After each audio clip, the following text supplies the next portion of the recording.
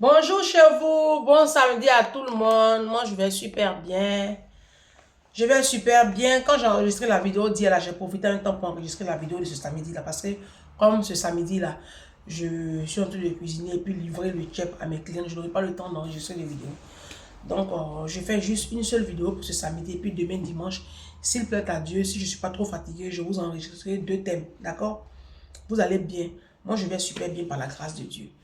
Bon, il y a une vidéo qui a circulé beaucoup sur la toile et que j'ai reçue depuis maintenant 5 jours. Et je voulais qu'on débriefe là-dessus et je vous montre la vidéo. Bonjour, Bonjour, je t'appelle comment? Mohamed. À quel âge, Mohamed? Je suis né en 79 T'es né où? en Côte d'Ivoire. T'es né en Côte d'Ivoire, t'as grandi un peu là-bas? Ouais, ça fait 5 ans que je suis en Europe ici. Sinon, je n'ai pas. J'ai fait toute ma vie en Côte d'Ivoire. Ok. Et de la Côte d'Ivoire, t'as fait la France, t'es venu en France directement? Ouais. Non, j'ai passé par la Libye. J'ai fait la Tunisie. C'était compliqué un peu, le pays du Maghreb? Très difficile. À cause de quoi? L'armée? Racisme? Non, c'était après la mort de Kadhafi, donc c'était la rébellion. Donc, c'est comme il n'y avait pas de gouvernement. C'était dangereux? C'est dangereux, très dangereux. J'ai fait la prison 4 fois là-bas. Ouais, j'ai fait la prison 4 fois là-bas. Sans motif? Sans motif.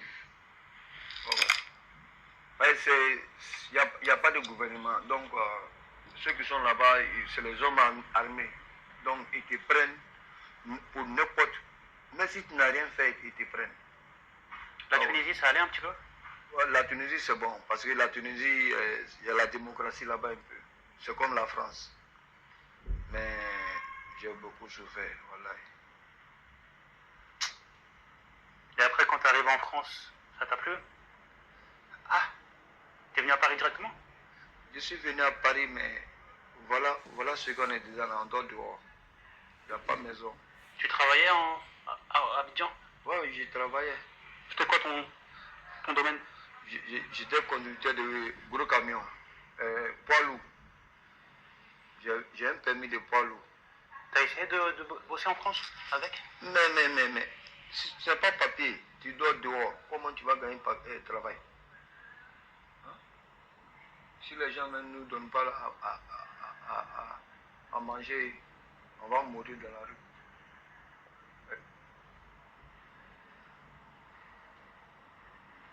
En plus, toi, tu parles bien français. T'as déjà essayé d'aller dans les services sociaux, demander de l'aide? Ah, mais ils parlent, mais ils nous aident pas. Ils viennent, ils nous disent qu'ils vont nous aider, mais ils ne nous aident pas. C'est ça que le problème. Ils parlent dans leur bouche seulement, c'est tout. Mais ils ne font pas ce qu'ils doivent faire. Souffrance totale. On dort dans la rue, on ne mange pas bien, on ne se lave même pas. On peut faire plus de 2 semaines, on ne se lave même pas.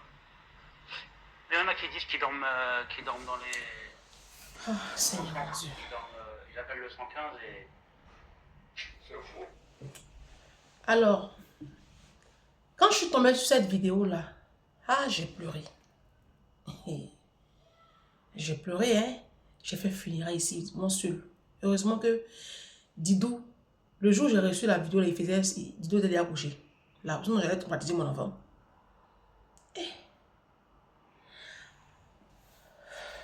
C'est dur, hein. Vous savez, quand j'ai fini de visionner la vidéo, je suis en colère contre la diaspora. Je suis en colère contre la diaspora parce que c'est nous qui vendons du rêve aux Africains, à nos frères. Quand on va parler, on dit non, toi tu dis que là-bas est dur là. Pourquoi tu es là-bas? Moi par exemple, je vais dire aujourd'hui aux Africains, ne venez plus en France, ne venez plus en Europe, ne venez plus. Parce que eux-mêmes, ils ne se retrouvent pas. Il y a trop d'immigration. Et ils sont en train de réformer les lois. Et même aujourd'hui, au niveau de la préfecture, les papiers là, ils sont en train de tout changer. Et tout devient difficile, très difficile. Moi, quand je suis arrivée en France, moi, déjà, je ne suis pas passée par bateau. Je suis venue par avion, ma mère m'a amenée. C'est vrai que je n'étais pas, à un moment donné, je n'étais pas légale, mais j'étais chez ma maman. Je n'avais aucune pression. J'étais chez ma mère. Vous comprenez? C'est pas la même chose que quand tu viens et puis tu n'as personne chez qui tu vas venir. C'est pas la même situation. Moi, je n'ai pas vécu dormir dehors là. Je ne connais pas surlouer chambre. Je ne connais pas ça. Je ne connais pas ça. Je suis arrivée chez ma maman et ma mère, c'est une femme protectrice extraordinaire. Donc, ce n'est pas le genre de moment où tu viens et puis on te demande de cotiser là. Non. Je suis en colère contre la diaspora. Pourquoi? Parce que on vend du rêve aux gens. Quand on se lève là, on est à Abidjan. Moi, je vous ai déjà dit dans plusieurs vidéos. Mes amis, vous qui êtes là-bas en Afrique, qui êtes en train de faire un programme pour venir à la diaspora, il y a une jeune fille comme ça qui m'a contacté il y a peut-être 6 mois ou 7 mois, je ne sais plus. Elle me dit, ah, maman, ma grande soeur, je veux venir en France. Je fais mon commerce là, j'ai 3 millions sur moi. Est-ce que tu peux pas m'aider à venir en France? J'ai dit, je ne vais pas t'aider à venir en France, même si je pouvais le faire. Si tu as 3 millions sur toi, prends les 3 millions là. Hein, tu faisais ton commerce, non? Va, essaie de te lancer dans l'agriculture. Quand on parle comme ça, elle dit non, toi, il faut venir faire l'agriculture.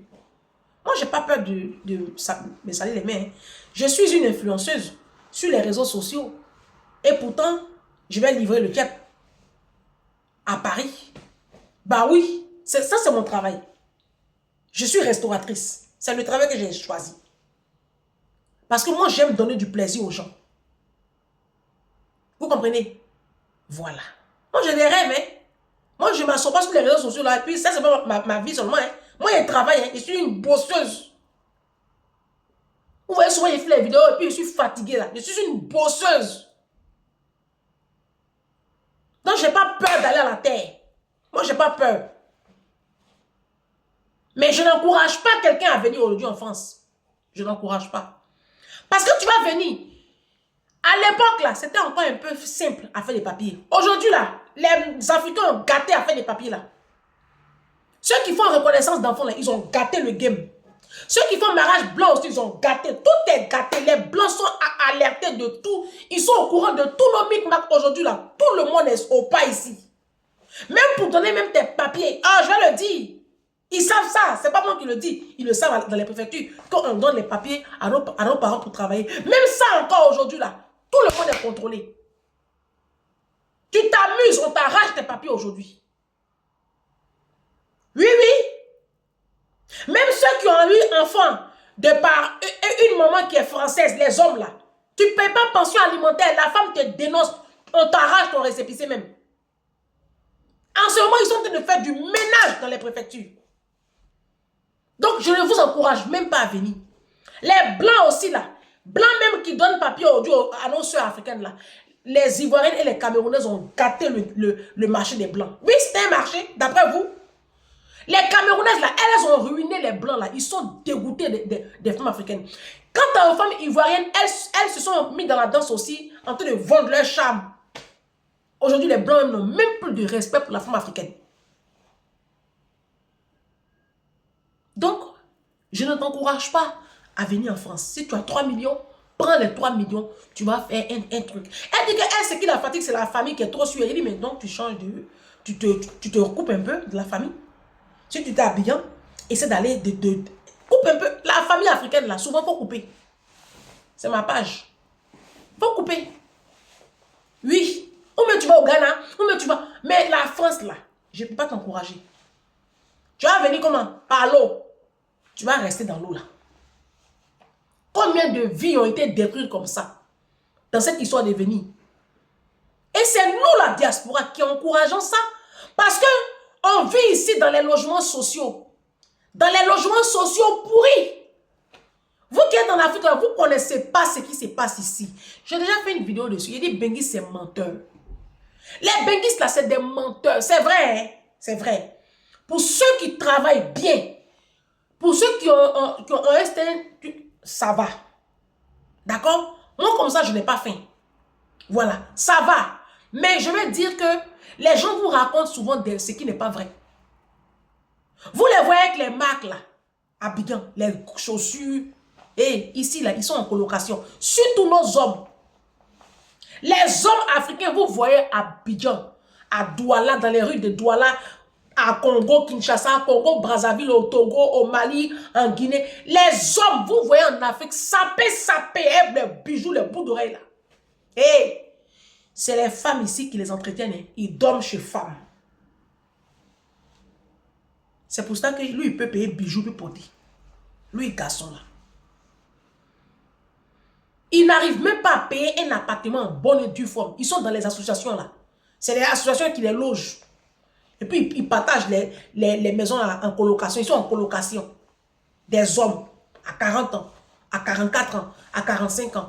Ils ne peuvent même pas s'offrir un appartement en bonne et due forme dans un privé. Ils sont en train de courir derrière les femmes qui ont les enfants là. À cause des maisons et puis à location familiale. Et puis ils cuisinent, ils vont manger. Vous les voyez, ils défilent en Afrique là. Vous pensez que c'est quoi? Que ici là, c'est quoi? C'est l'abondance quoi? Bah non. Cette vidéo là, ça va vous montrer la réalité de la France. Tu vas arriver ici en France, tu vas à chose. C'est quelle porte là même? Il y a une porte à Paris là. Porte de la Chapelle. Tu es découragé. Les Africains là jonchent les rues comme ça. Sur l'île de Lampedusa, tu as parti. Et les gens ont problème. Il y a des gens qui sont en France. Ça fait 20 ans, 25 ans, 40 ans, ils sont dans HLM. Allez voir chez eux. Pourris. Vous les voyez à Abidjan, elles sont là, surtout les femmes, c'est les femmes même qui aiment bien ça. Quand elles voient, je vais à Abidjan, elles vont prendre les petites résidences. Vous pensez que ici, là, ils sont nantis, ils sont aisés. Ils ont le SMIC ici, c'est les gens qui ont 1500, 1600, 1700 euros. Hein. Quand on paye les factures, on paye les cantines, on paye tout là. Il a dit, pour payer même billet d'avion pour aller à Abidjan, là, on paye le billet d'avion sur 6 mois ici. Hein. On paye un peu. Les femmes là, elles font 2-3 mois sans payer le loyer pour aller à Abidjan. C'est quand elles reviennent, elles commencent à payer crédit un peu. La plupart des Africains, ils doivent des mois de loyer. J'ai fait une vidéo dessus. Les Africains ne payent pas le loyer ici. Ils sont dans les logements sociaux là. Ils doivent 5 mois, 6 mois de loyer. Vous pensez, ils vous font rêver. Vous les voyez sur les réseaux sociaux, vous les voyez sur les TikTok. Ils vous montrent, ils sont dans eux tous. Ils sont dans les logements sociaux ici. Pourris. Même celles même qui disent qu'elles ont marié blanc là. Et puis elles vous montrent qu'elles sont très épanouies dans leur foyer là. Ça, c'est de la façade. C'est de la façade. Vous savez, les gens qui aiment montrer leur vie, montrer tout, faire genre, ils ont la famille la plus parfaite, ils mettent leurs enfants en scène. C'est des enfants, c'est des personnes généralement qui ont un mal-être et qui ont besoin d'attirer l'attention sur eux. Sur elles, pardon, pour se sentir exister. Et on dit ça aujourd'hui. Quand tu es dans le bonheur là, est-ce que tu fais bruit? Voici un monsieur qui avait son travail à Abidjan. Un jeune petit Djoula qui avait son travail à Abidjan. Quand certainement qu'il voyait ses cousins, ses frères, ses amis et connaissances, les coupeurs décalés, les voleurs de Paris, des châteaux d'eau là, défiler là-bas en Afrique. Il a pensé que voilà quoi. Ces personnes-là les ont fait rêver. Et puis, baf, lui aussi il a fait son ken. Et puis il se retrouve. Et généralement même, quand ils sont là-bas, ils contactent des amis et connaissances ici pour les héberger. Vers la fin du film, la personne même te laisse dehors. Faites beaucoup attention. Hein. Vous qui êtes en train de brader tout pour venir là, posez-vous la question, est-ce que ça en vaut la peine? La France, il y a 20 ans, n'est plus la France aujourd'hui. Nous-mêmes, on est là depuis combien d'années là? Je vous dis que c'est dur. Tu vas venir. Tu vas maintenant chercher papier. Tous les circuits de papier là sont verrouillés. Où je vous parle. Là où on faisait 10 ans pour un papier là, toi tu vas venir faire 20 ans. Je suis choquée d'entendre qu'il y a des personnes en France qui font 15 ans, 20 ans sans papier. Je n'y croyais pas, mais du tout. Faites beaucoup attention. Vous, mes parents qui êtes en Afrique, moi je vous ai dit, les benguistes là, c'est des menteurs. Il n'y a pas plus menteur que benguiste. Benguiste ment comme il respire. Benguiste va manger un petit repas là, hein. Il va prendre une photo, vidéo, et puis te faire croire que le repas qu'il est en train de manger là, il mange ça, ça vient d'un restaurant 5 étoiles. Des menteurs. Mais ceux qui viennent de l'Afrique pour venir nous rendre visite là, eux-mêmes ils savent. Moi j'ai mon nom commissaire de police, à qui je fais un gros bisou, commissaire Sikeli. La première fois qu'il est arrivé en France. Je vais dire son nom. Ah, j'ai vu mon père. Il s'est mis de côté, il dit, ma fille, viens. Vous avez quel problème comme ça ici en France? Il a fait le tour de tous les domiciles. Il dit, papa, il y a quoi? Il dit, mais pourquoi vous êtes sale comme ça? Un homme qui ne parle pas, mon papa là, il ne parle pas. Ça dit que c'est un bêté vraiment, je n'ai jamais bêté comme ça. Un bêté à un homme qui respecte les gens qui ne parlent pas. Ah non, mais mon papa il n'est plus commissaire. Il a fini colonel. Monsieur Sikeli, ça va? Et ta poupée Barbie. Georgia, ma maman. Georgette Sikeli, épouse Sikeli. Georgette à là-bas. Commissaire à là-bas, hein? Sa femme c'est commissaire à là-bas. C'est chez eux, j'ai eu mon bac. C'est chez ce couple-là. J'ai eu mon bac. Quand il y a eu la guerre à Boaké, c'est eux qui m'ont accueilli. C'est la petite soeur Germaine de ma mère. Sa cousine Germaine, pardon. C'est chez eux, j'ai fait la terminale. Première année d'université, deuxième année, troisième année, c'est chez eux. Un couple extraordinaire. Ce sont mes parents, c'est des personnes à qui je dois énormément comme ça. Quand ils sont arrivés en France, ils disent, mais c'est pas possible. Ils étaient dégoûtés. Sa femme même était dégoûtée. C'est parce qu'elle ne parle pas. Et puis elle respecte les gens. Sinon elle était dégoûtée. J'aurais été dégoûtée. Elle dit, ah! C'est ça là qui est bengue là. C'est ce qu'elle m'a dit. Elle dit, votre histoire de France, bengue, c'est ça là.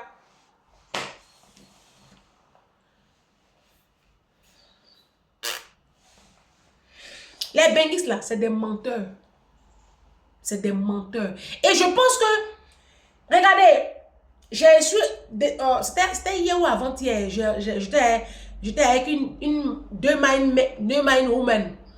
Et il y a une qui est arrivée du Gabon, Prétoni. Elle est arrivée du Gabon, sa soeur Natacha, à qui je fais un gros bisou. Natacha, gros bisou à tes enfants. J'espère que tu as bien reçu mes livres. Hein. J'attends ton appel. Allez, je te fais un gros bisou. Et puis, je lui ai offert des livres. On est à la FNAC. J'ai acheté 4 livres pour Natacha, qui est ma copine à moi. Et puis, Prétoni, qui est sa collègue, à qui j'ai offert 2 livres. Natacha, on cause, on mangeait. On était dans un petit restaurant japonais, là, au hall, là. On mangeait. Un petit truc vite fait. Elle est venue avec sa soeur. Moi, pour moi, c'est sa grande soeur. C'est après, elle précise que non, c'est ma petite soeur. Je dis non. Ça y est, Natacha, quelque chose. Prétoni même est plus belle. Elle brille comme ça devant sa petite soeur. Il dit, quoi? Moi, j'aurais dit même que c'est sa grande soeur même de 10 ans.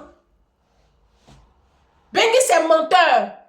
Hé, la France est due, hein. De toute façon, on souffre ici, là. De toute façon, on souffre ici, là.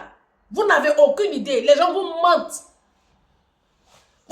Je vais prendre un pays comme la Côte d'Ivoire. C'est pour la Côte d'Ivoire que je connais. Et puis, les Ivoiriens sont les plus nuls de la diaspora. C'est ma page. Oui. Les Ivoiriens sont les plus nuls de la diaspora.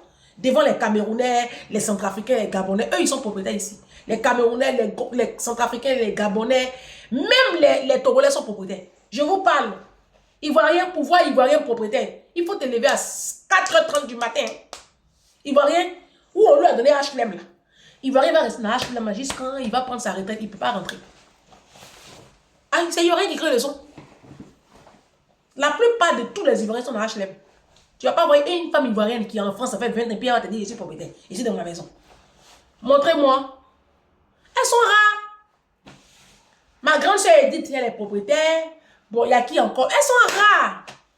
Les Ivoiriens qui sont propriétaires là, elles sont propriétaires au Canada. C'est au Canada, parce qu'au Canada, ils ont un autre level. Oui, à force de se mélanger aux Américains, le système américain, ça fait qu'elles ont un autre level. Sinon, Ivoiriens ici en France, elles sont dans HLM. Ivoiriens, c'est la nulladise. C'est pour faire cassement des papos, seulement elles connaissent. Si tu vois Ivoirienne qui a te dit, je suis propriétaire, c'est qu'elle a marié blanc. Si tu vois une femme ivoirienne qui se tape la poitrine, je suis propriétaire, elle a marié blanc. C'est tout. La précision était détaillée. Donc, il n'y a rien ici. Oui, oui. C'est ceux qui ont un mindset, qui ont un level là. C'est ceux-là qui s'en sortent. Sinon, ici là, il y a vol, tomber des camions, les coupés des caleurs là. Les Ivoiriens, même surtout les hommes ivoiriens là, les Camerounais, les hommes ivoiriens, les hommes congolais, c'est des truands ici, c'est des truands. Ils sont accrochés comme ça au portefeuille des femmes. Ils dorment chez les marabouts et puis ils dorment dans les comptes de leurs femmes ici. Donc ça ne sert à rien de les regarder, puis vous allez courir, venir vous créer des problèmes inutiles, puis finir à la rue. Comme ce monsieur-là. Quand je poursuivais la vidéo, il dit que la souffrance que j'ai vue là, c'est en train de me rendre fou. Oui. Son degré de souffrance là, on devient fou.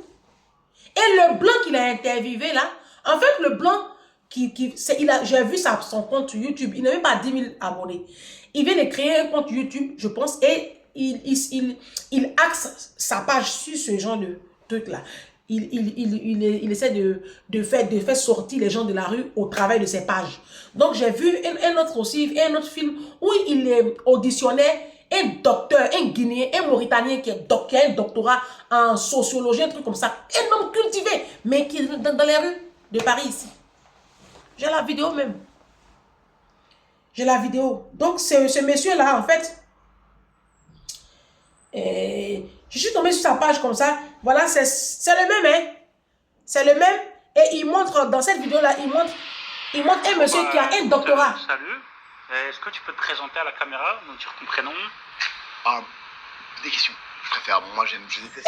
Attends, un monsieur éduqué. Je te coupe, parce qu'après on va être pris par le temps. Oui. Mais juste rapidement que tu nous dises, t'es super cultivé sur ce sujet. Ta culture, elle vient d'où? Je sais pas. Je suis chercheur en histoire et anthropologie et je suis autodidacte, en fait. Ok, chercheur en anthropologie? En histoire et anthropologie. En histoire carrément? Et en anthropologie. Ok. Le monsieur est cultivé. La page, c'est une page YouTube. Hein? La page YouTube du monsieur là, c'est quoi? Alors, moi je suis allé sur sa page YouTube. Il s'appelle le Dark Spot. Il a 2070, bon, 2,70 000 followers. Je vais m'abonner même parce que j'aime bien ce genre de contenu. Et en même temps, ça vous permettra de vous amuser. La page c'est le Dark avec KT à la fin et puis Spot. Vous voyez sa page YouTube. Il montre ce genre de personnes là. Vous voyez sa page YouTube.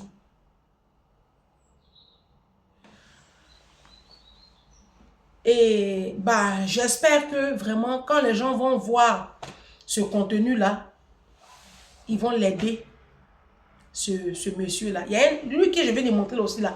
Lui, il est carrément chercheur en anthropologie et il a un doctorat. Je ne sais pas s'il a un doctorat en sociologie ou un truc comme ça. Il est hyper cultivé. Le monsieur dans l'interview, la punaise.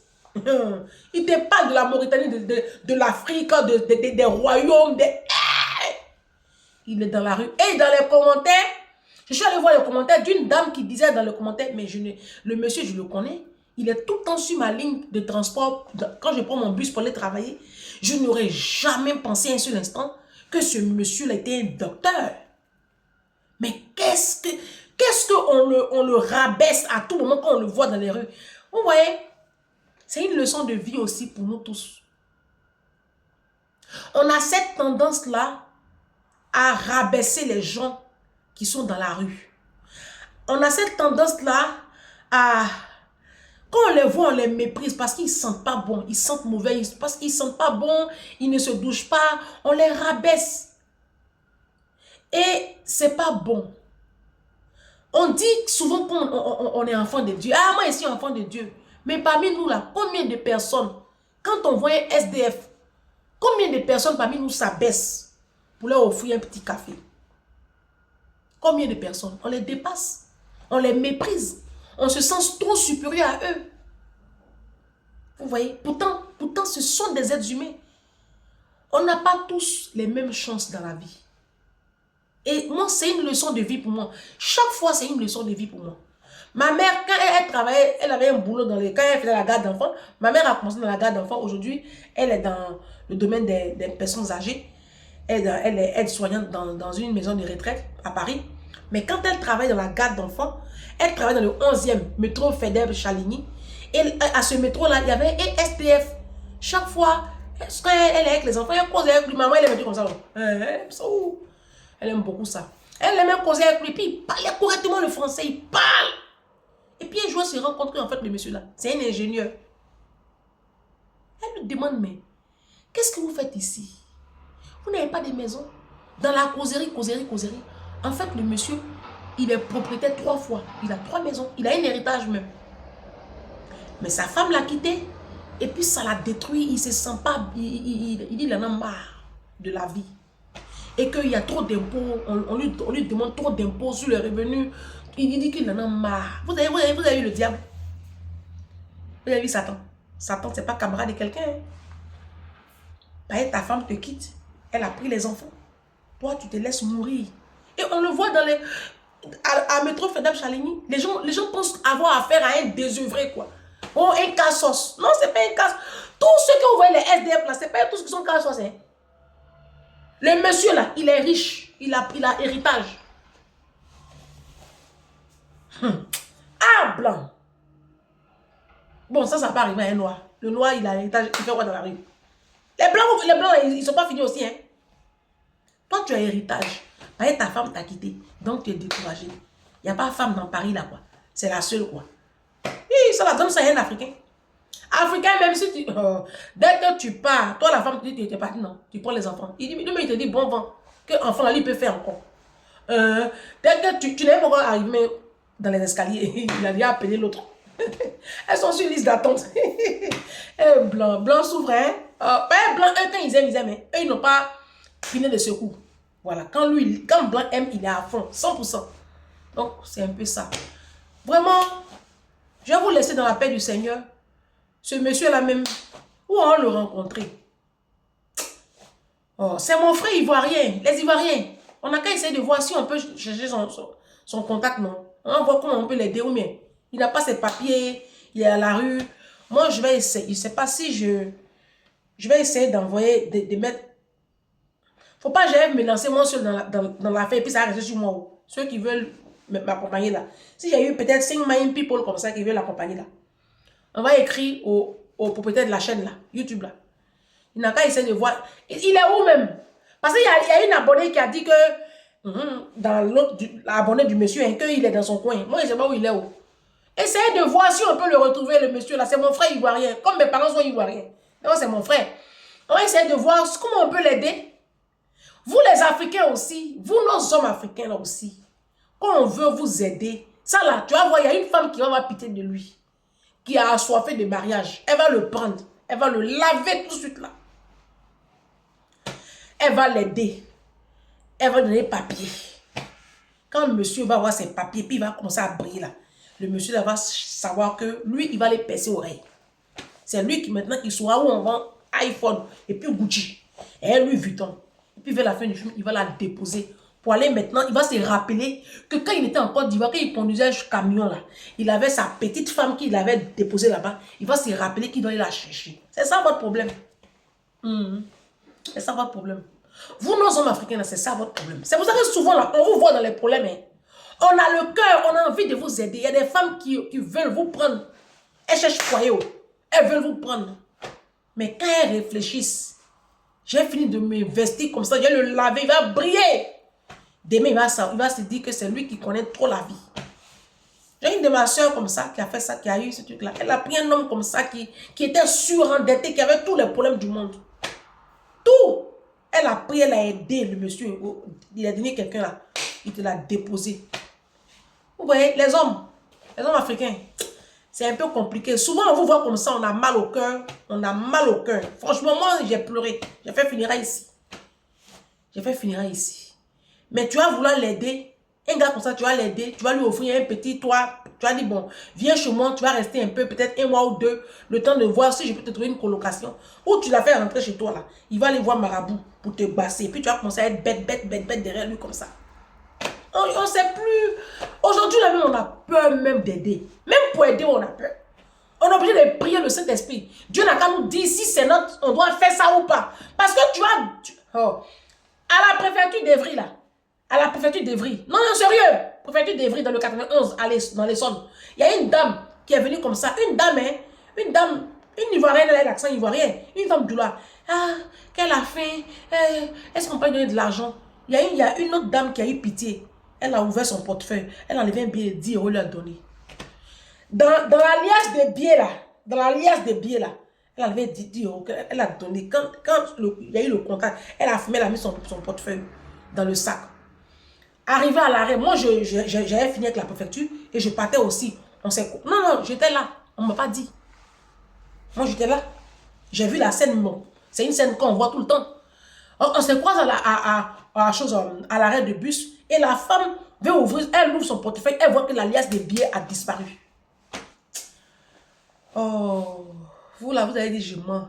Moi, vous savez, moi j'ai Jésus. Hein. C'est avant, je mentais beaucoup. Hein. Moi, je ne vous raconte pas une histoire bête. Hein.